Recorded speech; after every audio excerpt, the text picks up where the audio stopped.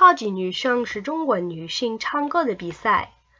2004年，超级女声开始。这节目是一个中国特别流行的。2006年，超级女声停播，因为中国人民政治协商会议说，这节目对中国孩子有负面影响。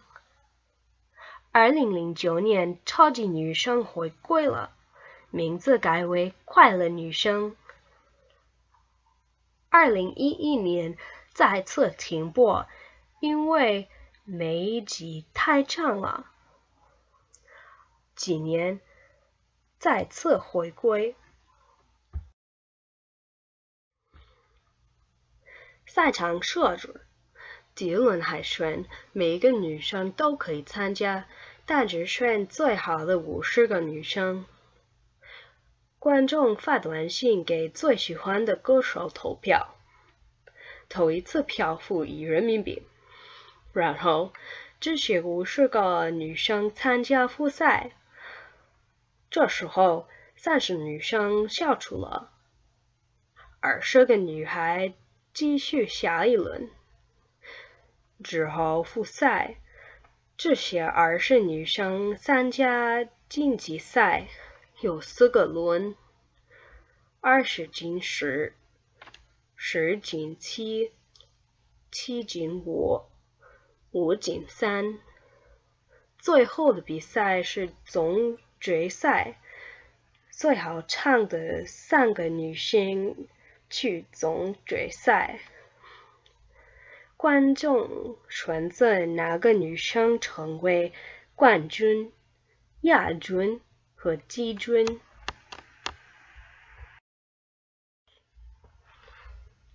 李宇春是2005年超级女声的冠军，她是超级女声最有名的冠军。李宇春在成都出生了，从2002年到2006年，她上四川音乐学院学唱歌和音乐。她的打扮和样唱都很帅气，让她很受欢迎。赢的人可以发专辑，导师和现场观众觉得谁赢，导师点评选手的表现，再整一个赛制指导选手。台湾音乐人、歌手、导演，他第4季《中国好声音》的导师，到了电影《不能说的秘密》，在2005年首次出演电影《头文字 D》，人气就是藤原拓海。是第一部周杰伦自编自导自演的电影。这个爱情的故事是关于2个钢琴师利用钢琴进行时空穿梭。女主演生活在20年前，她通过时光旅行遇到男主演。大家好，现在我会介绍我是歌手。参加我是歌手的比赛的选手是有名的歌手。每一期有7个选手，每个选手会唱歌。选众会投票表示最少的选手的立场，新的选手代替他。最后一期观众会选出场的最好的选手，这个选手就是总冠军。